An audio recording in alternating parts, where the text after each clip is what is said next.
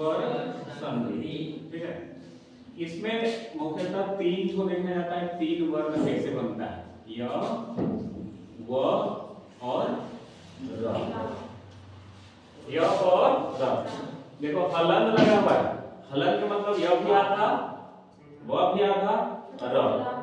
तो पहले हम लोग देखेंगे य कैसे बनता है, य। इसको गौर करो, इसका संधि सबको आता होगा।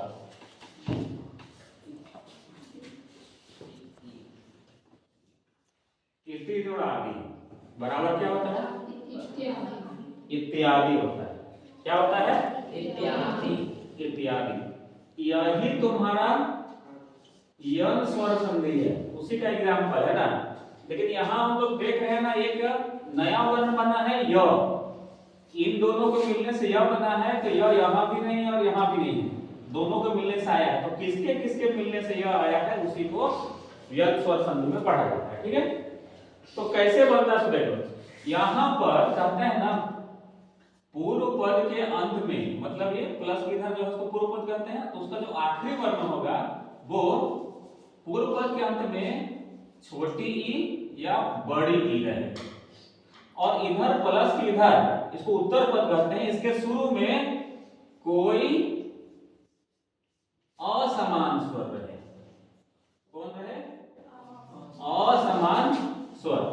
असमान स्वर का मतलब है ना, यहां अगर छोटी ई या बड़ी ई है तो इधर इसको छोड़ के कोई भी स्वर असमान स्वर कहलाएगा। यहां पर अगर यही आ जाता है तो समान स्वर हो गया, तो इसके अलावा कुछ यहाँ दूसरा स्वर आ जाए तो क्या हो जाएगा, असमान स्वर। ये रहेगा ना, तो यहाँ क्या बन जाता है, य बन जाता है। कितना य, 8 य। देखो मजा आएगा। इसी को देखते हैं एग्जांपल में कैसे बना था, इति जोड़ आदि। इसमें गौर करो कि यहाँ पर प्लस से ठीक पहले यानी पूर्व पद के अंत में यहाँ पर कौन सा वर्ण है, क्या है, देख लो क्या है। इसको हम अलग अलग करके, ये हम बताए थे, वर्ण वियोजन करके बताए थे, टॉपिक उसमें बताए थे। इसको जब हम अलग अलग करेंगे तो क्या होगा, ई जोड़ त जोड़ ई, ऐसा ही ना होगा। तो यहाँ पर अंत में क्या है, ई है। कौन ई, छोटी हर्ष होते हैं, हर्ष होते हैं। अब ये, और यहाँ पर उत्तर पद क्या है, यहाँ पर को क्या है, आ, जो कि कैसा है, असमान स्वर है।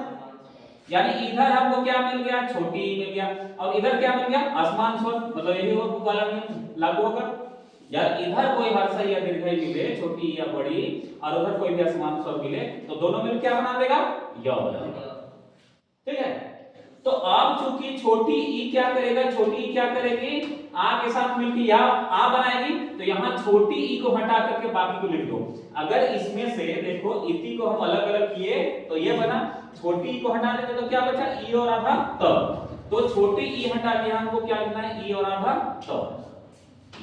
कभी भी जब यन स्वर संधि बनाएंगे ना, तो यहाँ जो भी छोटी या बड़ी रहेगी तो उसको हटा के हमको लिख देना है आधा।